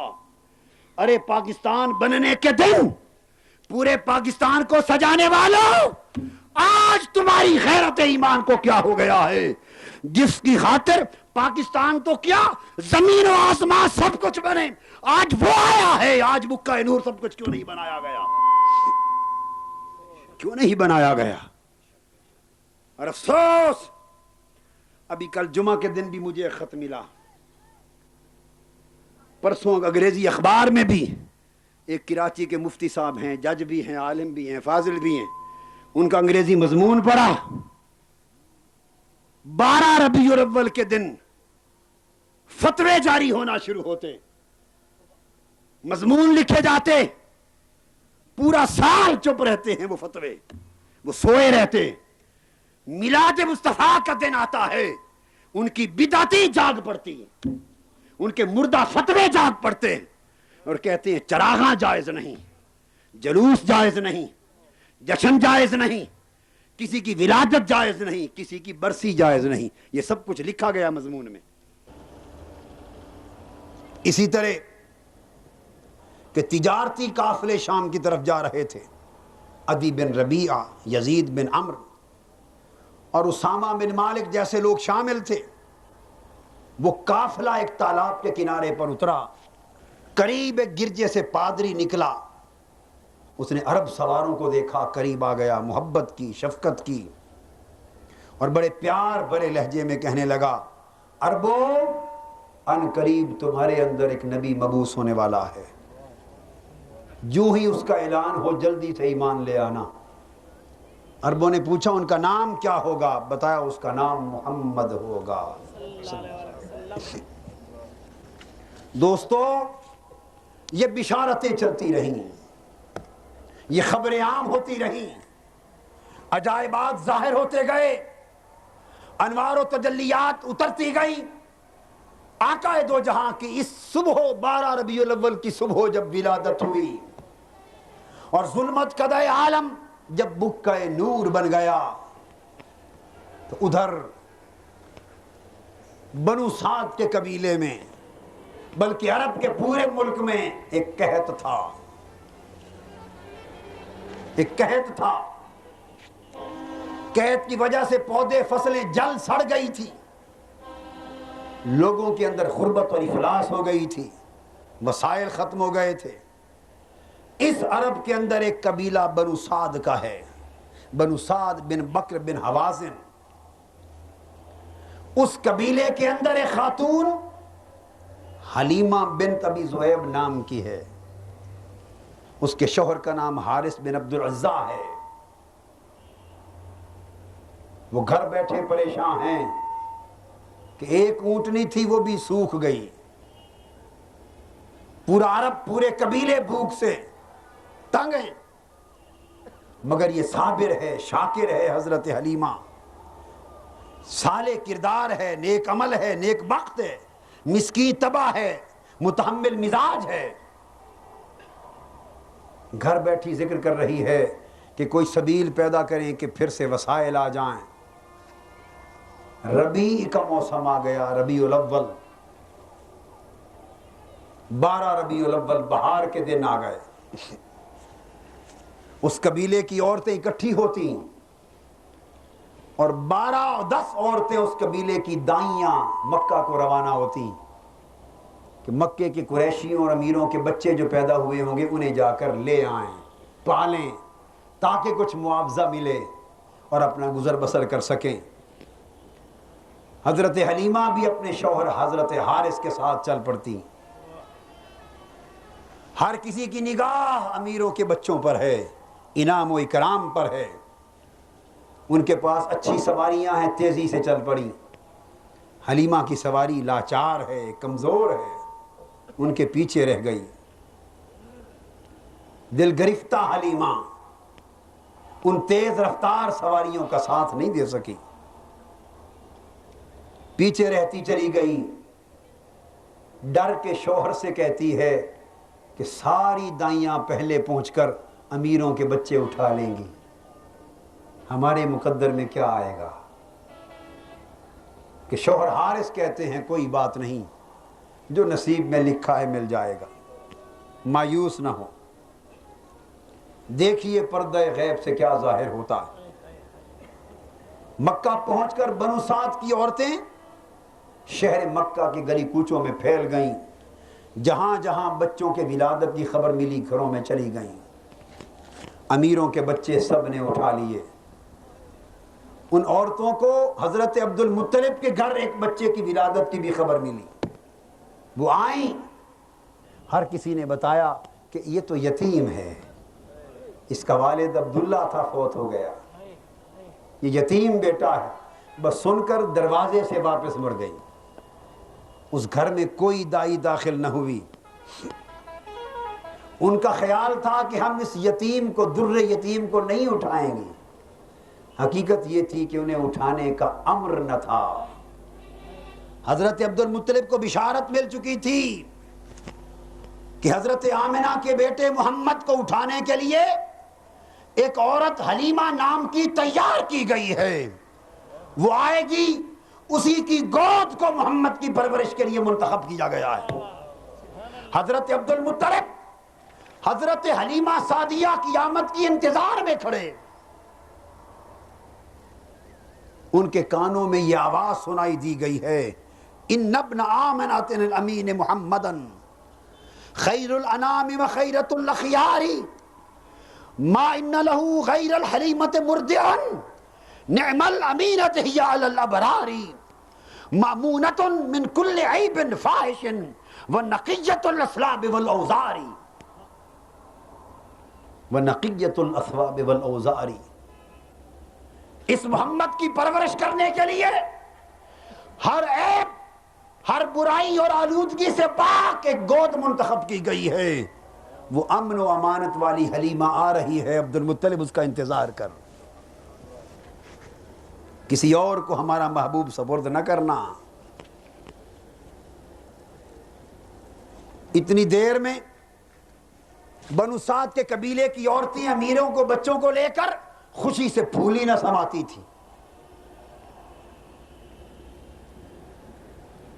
حضرت حلیمہ سعدیہ شہر مکہ میں پہنچی، دل برداشتہ، مایوس، پریشان، ہر محلے ہر گلی میں جا کے پوچھا، پتہ چلا امیروں کے بچے سب وہ عورتیں لے گئیں، اب ایک ہی بچہ رہ گیا ہے جو عبداللہ کا یتیم بچہ ہے۔ حضرت حلیمہ سعدیہ اس گھر سوق اللیل میں آ پہنچی، محلہ بنی ہاشم میں آ پہنچی۔ حضرت حلیمہ سعدیہ محلہ بنو ہاشم میں پہنچتی ہیں، وہ سوق اللیل میں پہنچتی ہیں۔ حضرت عبد المطلب دروازے پر کھڑے ہیں، ایسے لگتا ہے کہ کسی کا انتظار ہو رہا ہے۔ حضرت حلیمہ پاس آئیں، حضرت عبد المطلب نے اس خاتون کو دیکھا اور دیکھتے پوچھا، بی بی تمہارا نام کیا ہے؟ نے کہا میرا نام حلیمہ ہے۔ کس قبیلے سے ہو؟ قبیلہ بنو سعد سے ہوں۔ یہ سن کر حضرت عبد المطلب مسکرا دیے، فرمایا حلیمہ میں تیرے انتظار میں تھا، آ اپنی امانت لے لے۔ تیرا نام حلم اور سعادت دو بھلائیوں پر دلالت کرتا ہے۔ پوچھا حلیمہ کیا ایک یتیم بچے کی پرورش کرنا پسند کرو گی؟ مگر ہے قدرت کا شاہکار اور بے مثال بچہ۔ اس نے کہا میں اسی کو لینے آئی ہوں۔ فرمایا اندر جاؤ، ان برکتوں اور سعادتوں کو سمیٹ لو۔ حضرت حلیمہ سعدیہ اندر گئی، خوشبوؤں اور بہکوں نے استقبال کیا، سارا گھر خوشبو سے مہکا ہوا ہے، بکہ نور بنا ہوا ہے، فضائیں عطر بیز ہیں، ہوائیں معطر ہیں، انوار و تجلیات کا ڈیرا ہے۔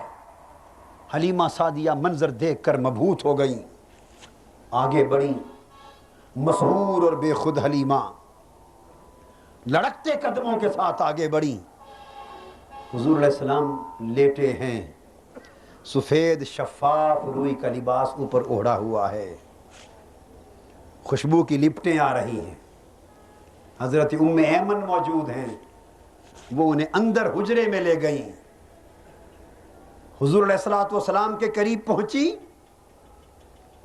آقا علیہ السلام کے چہرے اقدر سے کپڑا ام ایمن نے ہٹایا، حلیمہ سعدیہ کی نگاہ اس چاند سے مکھڑے پر جو پڑی تو دل گرفتہ ہو کے رہ گئی، لرز اٹھی، ہوش میں نہ رہی، دم بخود ہو گئی، روب و جلال میں سختہ طاری ہو گیا، آگے بڑھی، بے ساختہ لب چہرے پہ ٹکا دیے، اور ایسا لگا جیسے آنکھوں میں سرما ہے، سرمے کی ڈوریاں ہیں، ڈری کہ سوئے ہوئے ہیں جگائے نہ، مگر قریب گئی، ہاتھ نہ لگایا تھا کہ سوئے ہوئے شہزادے نے آنکھیں کھول دی۔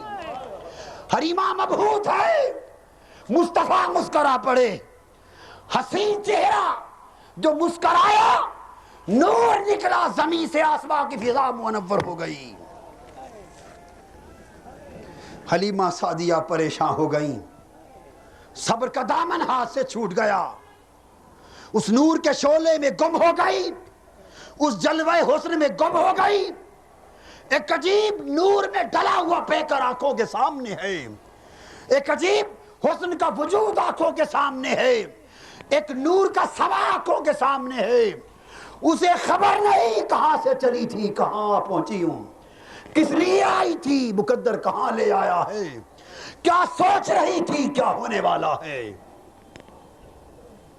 اس حال میں حلیمہ سعدیہ آگے بڑھیں اور لرزتے ہاتھوں کے ساتھ اس کائنات کے حسن کو اپنی باہوں میں اٹھا لیا، لبوں سے چوما، پیشانی کو بوسہ دیا۔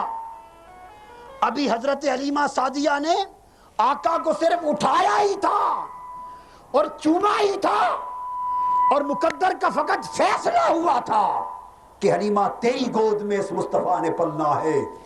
حضرت حلیمہ نے وہیں کھڑے یکا یک دیکھا کہ سینے میں جوش آ گیا، ایک تراکم محسوس کیا، اور اسے محسوس ہوا کہ وہ دودھ جو مدتوں سے سوکھ گیا تھا ابھی حضرت آمنہ کے گھر ہے کہ دودھ دوبارہ آ گیا ہے۔ آپ نے بے ساختہ حضور کو سینے سے لگایا اور دودھ کے چشمے جاری ہو گئے۔ حضرت آمنہ رضی اللہ تعالیٰ عنہ اندر کمرے میں ہیں، پھر حضرت حلیمہ سعدیہ کو ان کے پاس ام ایمن لے کر گئیں۔ ہائے ہائے، حضرت آمنہ فرماتی ہیں بیٹھ جاؤ۔ حضرت آمنہ پوچھتی ہیں کیا ایک یتیم بچے کو پالنا پسند کرو گی؟ حضرت حلیمہ جواب دیتی ہیں جی ہاں میری سردار۔ حضرت آمنہ فرماتی ہیں مجھے اس کی جو اجرت ہوگی مال و دولت کی صورت میں اس کا پورا حق ادا نہیں کر سکوں گی۔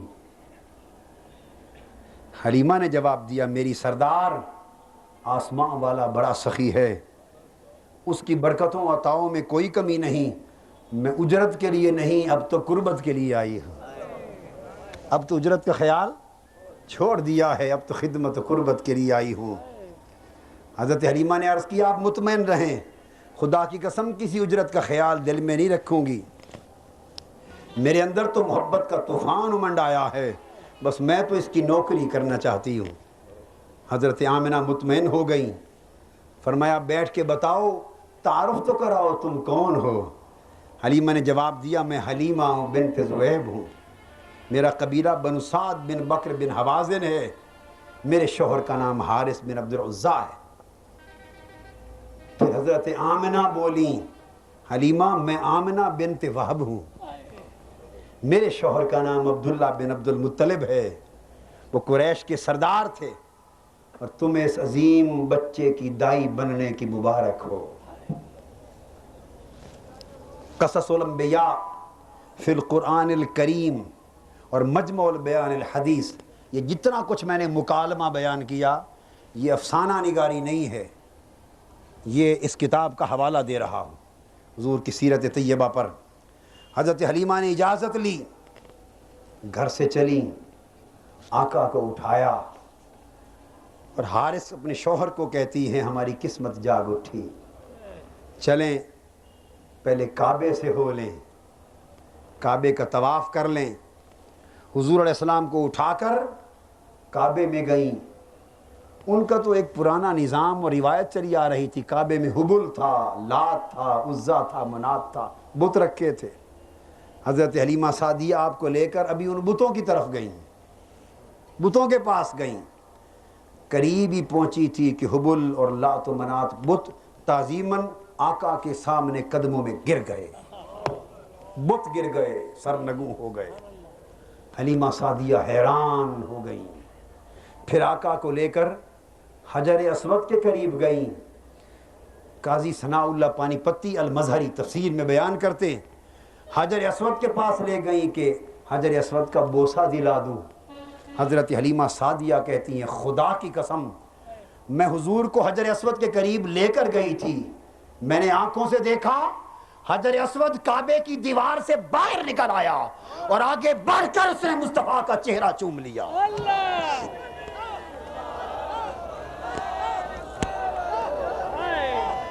میرا خیال تھا کہ حجر اسود کو بوسہ دلاؤں گی، مگر دیکھا کہ حجر اسود تو مدتوں سے خود بوسے کا منتظر تھا، بےتاب تھا۔ آج وہ لب آئے تو حجر اسود بھی ٹوٹ پڑا، کعبے کی دیوار سے نکل کر چومنے کے لیے ٹوٹ پڑا۔ پھر حلیمہ سعدیہ فرماتی میں نے اس کونین کے شہزادے کو، اس پیکر نور کو اٹھا کر اپنی اونٹنی پر رکھا، اپنی سواری پر رکھا، چلنے لگے۔ فرماتے ہیں سواری زمین پر سجدہ ریز ہو گئی، جو ہی آقا اونٹنی پر آئے اس نے اللہ کے حضور 3 بار سجدہ شکر ادا کیا، مولا تیرا شکر ہے کہ تیرا محبوب آج میری پشت پر بیٹھا ہے۔ ہم سب حیران تھے کہ یہ کیا ہو رہا ہے، اور جب آقا بیٹھے اور چلے، دیکھتے ہی دیکھتے اونٹنی کی صحت بدلتی چلی گئی، پوست میں گوشت آنے لگ گیا، اس کی رنگت بدلنے لگی، ڈیل ڈال بدلنے لگے، اس کی رفتار بدلنے لگی، اس کے قدم بدلنے لگے، اور دیکھتے ہی دیکھتے اس کی کیفیت یہ ہوئی کہ جو اونٹنی چل نہ سکتی تھی اب رکتی نہ تھی۔ اس حال میں یہ کیفیت دیکھ کر حضرت حلیمہ نے حضور کی طرف دیکھا اور آنکھوں سے آنسو چھلک پڑے۔ کبھی اونٹنی کو دیکھتی، کبھی اپنے مقدر کو دیکھتی، کبھی آقا کو دیکھتی۔ تھوڑی دیر گزری تھی کہ وہ بہت دیر پہلے چلی جانے والی تکڑی اونٹنیاں بنو سعد کی قبیلے کی عورتوں کی، انہیں پیچھے چھوڑ کر حلیمہ کی اونٹنی آگے گزر گئی۔ وہ میوے رشک ہو گئی اور حیران ہو کر پوچھتی ہیں حلیمہ کیا ہو گیا، کیا تو نے سواری بدل لی ہے؟ حلیمہ جواب دیتی ہیں سواری نہیں بدلی، سوار بدلا ہے، سوار بدلا ہے۔ حضرت حلیمہ کہتی ہیں میں نے دیکھا اتنے جواب پر ان کا رشک حسد میں بدل گیا، انہیں اپنے مقدر بد نصیبی پر افسوس ہونے لگ گیا کہ ہم اسی گھر کے در یتیم کو چھوڑ آئی۔ ادھر اونٹنی دوڑتی تھی، حضرت حلیمہ کبھی اپنے شوہر حارث کو دیکھتی تھی، کبھی حارث حلیمہ کو دیکھتے تھے، کبھی دونوں اپنے مقدر کو دیکھتے تھے، کبھی مقدر جگانے والے کو دیکھتے تھے، اور دونوں اس محبوب کو دیکھ کر نگاہ نگاہ سے کہتے تھے میرے پیتم جیسا اور نہ کوئی، میرے پیتم جیسا اور نہ کوئی، میرے پیتم جیسا اور نہ کوئی، میرے پیتم جیسا اور نہ کوئی، میرے پیتم جیسا اور نہ کوئی۔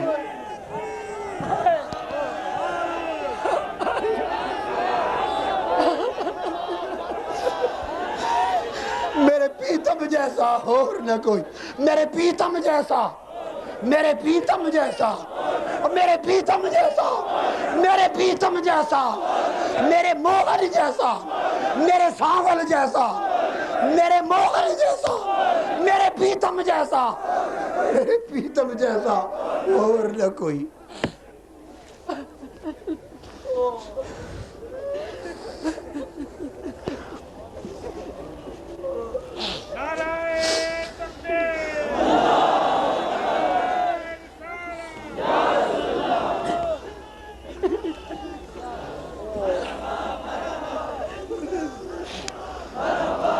حضرت حلیمہ سعدیہ آقا کو لے کر اپنے دیس میں پہنچی، بنو سعد کی بستی میں پہنچی، بن بکر بن حوازن کی بستی میں پہنچی، سواری کو گھر میں باندھا، ایک بوریے والا گھر تھا۔ حلیمہ کل نو ویکھے کدی سرکار نو ویکھے، حلیمہ کلی نو ویکھے کدی سرکار نو ویکھے میں کیڑی سیج تیرے لئی وچھاواں یا رسول اللہ. ہائے ہائے ہائے اس بوریے پہ لٹا دیا. وہ عرش جس کا بوریا بننے والا ہے، وہ کعبہ کا حسین جس کی مسند بننے والی ہے، وہ جو ادنا کی بلندیوں پر بٹھائے جانے والا ہے، وہ جو قربت الہیہ کی گود میں بٹھایا جانے والا ہے، وہ حلیمہ سعدیہ کی بوریے پہ لیٹا ہے. وہ نور کا پیکر، اس کی کلی چمک اٹھی، اس کا گھر منور ہو گیا، بنو سعد کا قبیلہ منور ہو گیا، بستی منور ہو گئی، حجرے منور ہو گئے، ساری بستی میں خوشبوئیں پھیل گئیں. لوگ دوڑ کے حلیمہ کے گھر آنے لگے. حلیمہ کیا ہو گیا؟ حلیمہ کیا ہو گیا؟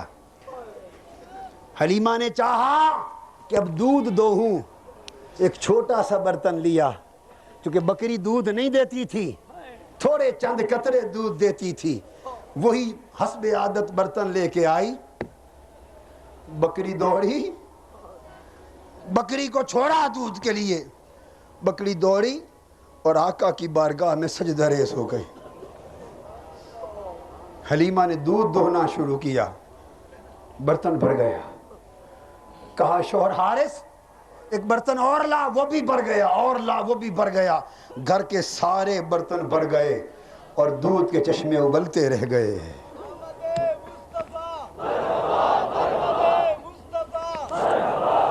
بنو سعد کے قبیلے میں برکتیں پھیل گئی.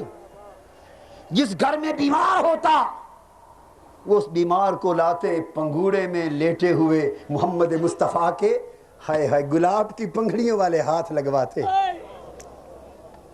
اس منموہن کے میٹھے میٹھے سونے سونے نرم و نازک ہاتھ لگاتے، ہاتھ پھیرتے شفا یابی ہو جاتی. وہ پورا محلہ، پوری بستی، پورا ملک شفا کدہ بن گیا، شفا خانہ بن گیا. 8 مہینے گزرے، 8 مہینے گزرے. حلیمہ نے سنا آقا زباں ہلا رہے ہیں، کان لگایا تو 8 ماہ میں فرما رہے تھے اللہ اکبر کبیرہ والحمدللہ کثیرہ وسبحان اللہ بکرۃ واصیلا.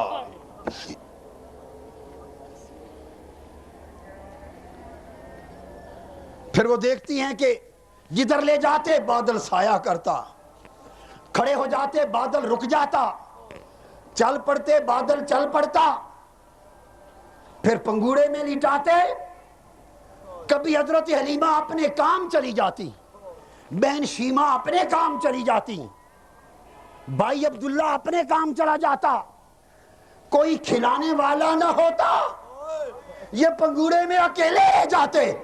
حضرت عباس فرماتے ہیں میرے پیارے رب ذوالجلال کی عزت کی قسم، میں ایک مرتبہ بنو سعد میں تمہیں دیکھنے آیا تھا، پنگوڑے میں اکیلے لیٹے تھے، کوئی نہ تھا. جب تمہیں کھلانے والا کوئی نہ ہوتا، چاند کو حکم ہوتا ارے چاند جا میرے چاند کو کھلا. حضور انگلی ہلاتے، جدھر انگلی کا اشارہ ہوتا چاند ادھر چل چل پڑتا، رک جاتی انگلی چاند رک جاتا.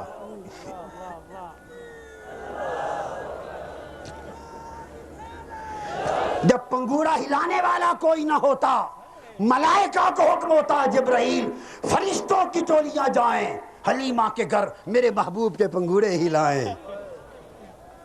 دودھ پیتے، دائیں پستان کا دودھ پیتے، بائیں کا چھوڑ دیتے، اس لیے کہ میں دنیا کو عدل دینے آیا ہوں. اما حلیمہ دوسرا پستان میرے بھائی کے لیے ہے. عدل کرتے، اور صرف عدل ہی نہ کرتے بلکہ اس عمر میں احسان کرتے. اور احسان پھر یہاں تک کہ آخری دم تک احسان کا تصور جانے نہ دیا. مکہ کا زمانہ تھا، مکہ فتح ہو چکا ہے، 60 برس گزر گئے ہیں، غزوہ حنین ہوا، اور یہ جو علاقہ بنو سعد بن بکر بن حوازن، اسی حنین کے غزوے میں یہاں کے لوگ جنگ لڑے. گمسان کی جنگ ہوئی، 60 برس آقا کی عمر مبارک ہو چکی ہے، اس قبیلے کے لوگ بھی جنگی قیدی بن گئے، 6000 جنگی قیدی مکہ میں لائے گئے، 6000 جب جنگی قیدی ہو گئے، حضور کو پتا تھا کہ یہ میری ماں اماں حلیمہ کی بستی بھی یہی ہے، میں جن گلیوں میں کھیلا ہوں، جس بستی میں پلا ہوں، جن پہاڑوں میں چڑھا ہوں، جہاں میری بہن شیمہ مجھے کھلاتی تھی، شاید اس قبیلے کے لوگ بھی گرفتار ہو گئے ہوں۔ 1 مہینہ یا کم و بیش آقا وہیں انتظار میں بیٹھے رہے کہ جہاں میری پرورش ہوئی اس قبیلے کے لوگوں کو گرفتار کر کے نہ جانا پڑے، شاید میری دائی حلیمہ سعدیہ یا اس کے گھر کا کوئی آ جائے، ان کی خاطر ان کو یہیں آزاد کر دو، مگر کوئی نہ آیا۔ 6000 قیدی لے کے مکہ جانا پڑا۔ جب گئے تو بعد میں آپ کا رضائی چچا ابو سروان، آپ کا رضائی چچا حضرت حلیمہ سعدیہ کا دیور وہ بھی تھا، اس نے آ کے بتایا حضور ان جنگی قیدیوں میں آپ کی رضائی پھوپھیاں بھی ہیں، آپ کے رضائی باپ حارث کی بہنیں بھی ہیں، اور حلیمہ سعدیہ کی بہنیں بھی ہیں ان قیدیوں میں، اور بھی کئی ہیں۔ تو آپ نے فرمایا تم نے دیر کر دی، جلد آتے تو میں سب کو رہا کر دیتا، اب بنو ہاشم کے پاس جو کچھ ہے لے جاؤ، ہائے ہائے، میرے اور میرے قبیلے کے پاس جو کچھ ہے میری اماں حلیمہ سعدیہ کی خاطر لے جاؤ۔